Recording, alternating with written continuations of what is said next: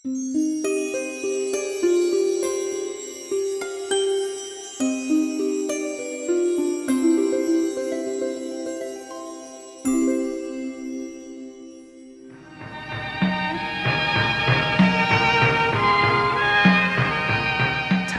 رو با تجسم جدا میبینم و متفاوت میبینم. اینکه شما چیز را تجسم کنید از تخیل معلومتون میاد و اگر چیزی را در اوهام و ابهام داشته باشید تخیل مجهولتون قلمداد کردم که اصولا انسان ها باش رو رن. تجسم زنده کردن همه محفوظاتمون رو توضیح میده و توجیه میکنه. ما چیزی را نمیتوانیم تجسم کنیم که در محفوظات نداشته باشیم. وقتی میگویند که انسانی در موضوعات متنوع قرار میگیرد برای اینکه به وسعت نظر برسد، موضوع همینه. میگن که سفر بسیار باید کرد. خب موضوع همینه. اونچه که ما دریافت میکنیم و میگیریم زمینه بیشتری از اطلاعاتی است که ما داریم به محفوظاتمون میسپاریم. این موضوع اصلا رابطه خیلی تنگاتنگی حتی داره با خلاقیت. خلق اثرمون وقتی دست بازی داره که حافظه یا محفوظات گسترده‌ای ما از جهانبینیمون و وسعت نظرمون داریم و اون دیدگاه‌های متنوعی که ما از طریق حواس مخابره می‌کنیم به مغز و حواس اونا رو به مغز ارسال می‌کنه، مغز اینا رو در محفوظات خودش بایگانی می‌کنه. اگر تاثیرگذار خیلی زیاد باشن به مدت بسیار طولانی تر میمونه و یا همیشه در مد نظر ما او اول قرار میگیره. در بحث استفاده از تخیل که میرسیم از نوع معلومش، از نوع معلوم یعنی چیزی که به تجسم ما وارد میشود، ما تجسم میکنیم او را و بعد به منصه ظهور میرسانیم در ابعاد مختلف هنر، من جمله که ما بخوایم به کار آهنگسازی بریم. این خیلی کمک میکنه به دانش و آگاهی ها و اطلاعات و دریافت های متنوع ما، چه از طریق موضع عقلانیت و عقلی ما، چه از طریق جریانات عاطفی ما. ما وقتی که عشق زمینی رو ملموس نکرده باشیم برای خودمون، به عشق آسمانی نمیتونیم برسیم. از نوع نامعلومش خب روشنه بشر کنترلی را در اون ممکنه نداشته باشه و به ساحت دیوانگی برسه. بنابراین ما همیشه هوشیار میکنیم بچه‌هامون رو و بهشون میگیم که ما به تخیل مجهول دامن نمیزنیم و در عرصه تخیل مجهول نمیمانیم.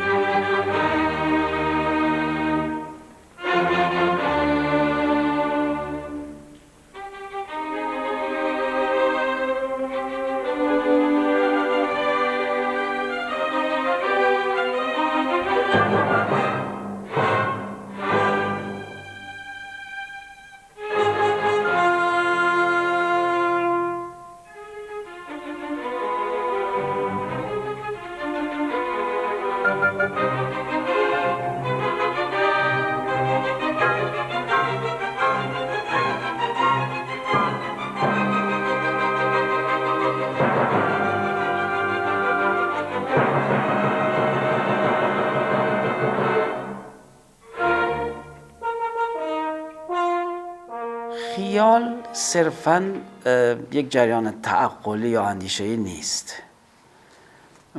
خیال بهره از موضوع عاطفه و عاطفه انسان هم داره، از او هم بهره میبره، چون هر آنچه که انجام میدهیم باید بتوانیم او رو توجیهش کنیم، باید بتوانیم از او دفاع کنیم.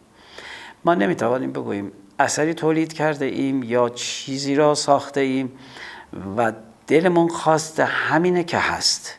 نه، ما با توجه به اینی که یک انسان تصادفی فقط نیستیم و یک افکار صرفاً تصادفی در بروز خلاقیتمون نداریم، بلکه ما با حاکمیت عقلانیتمون و عاطفه‌مون حرکت میکنیم و اونو به شکل میدیم. بحث ورود خیال و آثار ما یک جریان تربیت شده هم موضوع عقلیت و عقلانیت و هم تربیت شده عاطفی است.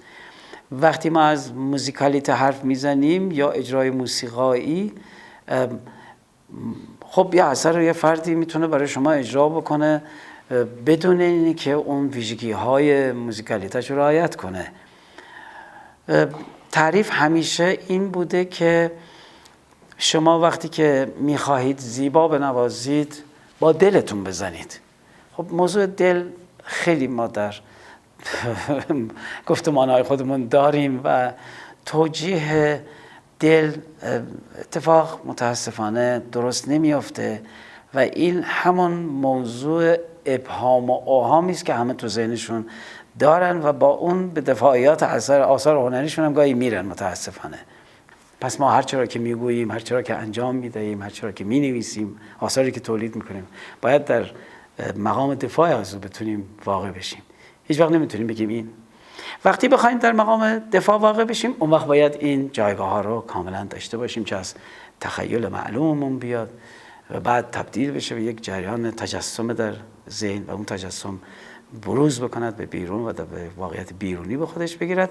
حالا وقتی که به اجرا می رود، وقتی که به دریافت می رود از نظر موسیقی، خیلی باز متفاوت میشه.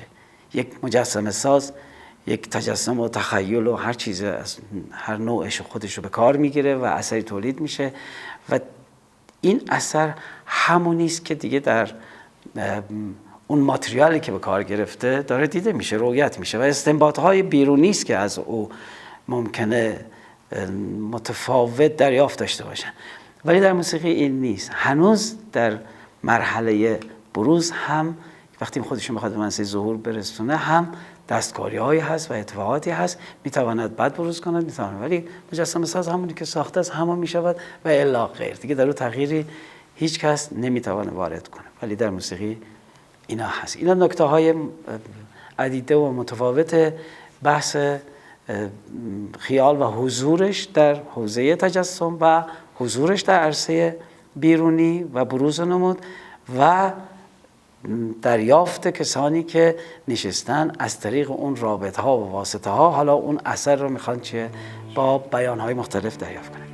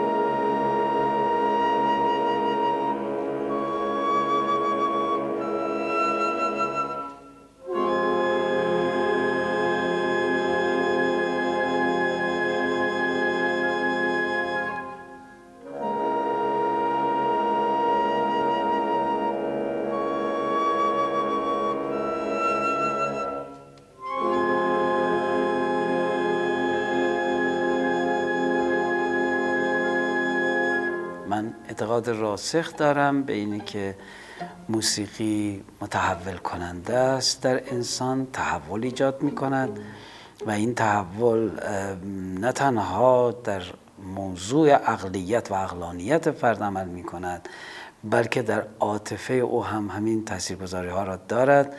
پس خیر وجودش بسیار بالاست و ارزش وجودیش بالاست. نیام بگم که شوپنهاور میگه موسیقی در اوج هنر هاست و یا میگوید هنرهای دیگر میخواهند به موسیقی برسند. البته اون خیلی با سیاست این حرفو میزنه. وقتی ما ایمان داریم به اینه که این کار رو میتونه با انسان ها بکنه، حاضریم هر قدمی براش برداریم. اگه من تمام این سالهای عمرم رو برای این موضوع گذاشتم، اگر باز همین اندازه هم میداشتم و یا داشته باشم، این کار رو خواهم کرد به همین اعتقاد و به همین دلایل که خدمتتون عرض کردم.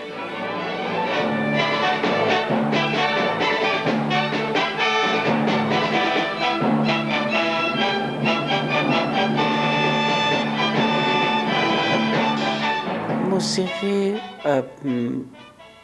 به عقلیت من کمک کرده و نگرش عقلانی منو بهش کمک رسونده و همواره هم ازش کمک میگیرم و از جریان همطوری که قبلا هم اشاره کردم عاطفی و از اون مسیر هم به من کمک کرده و یک اتفاق بزرگی که از این دو من تونستم بگیرم تعامل بین این دوتا بوده، تعامل سازگار بین عقلیت و عاطفه یا عقلانیت و عاطفی بوده. وگرنه اعتقاد من بر اینه که اگر اینها در تعادل قرار نگیرن تکاملی اتفاق نمیافته. هر کدام اینها اگر سر به شورش بردارن تعادل من از بین خواهد رفت و تکاملی در کار نخواهد.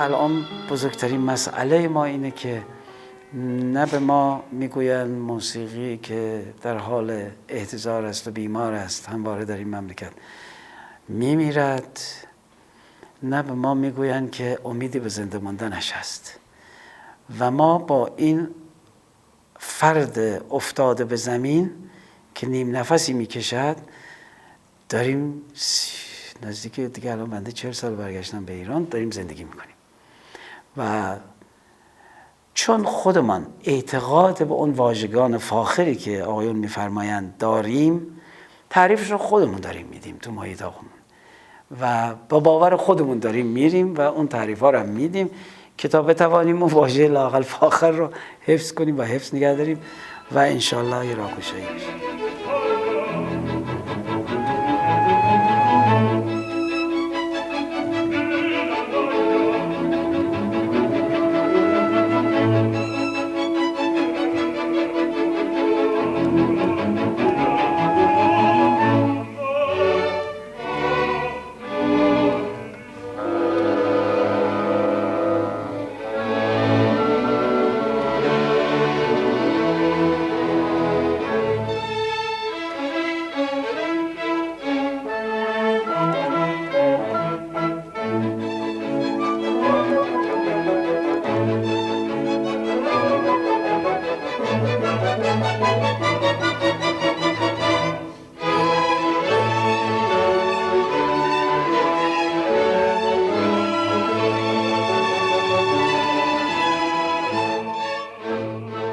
من رابطه زیادی رو بین پزشکی و موسیقی الان خیلی شدید میبینم و میدیدم.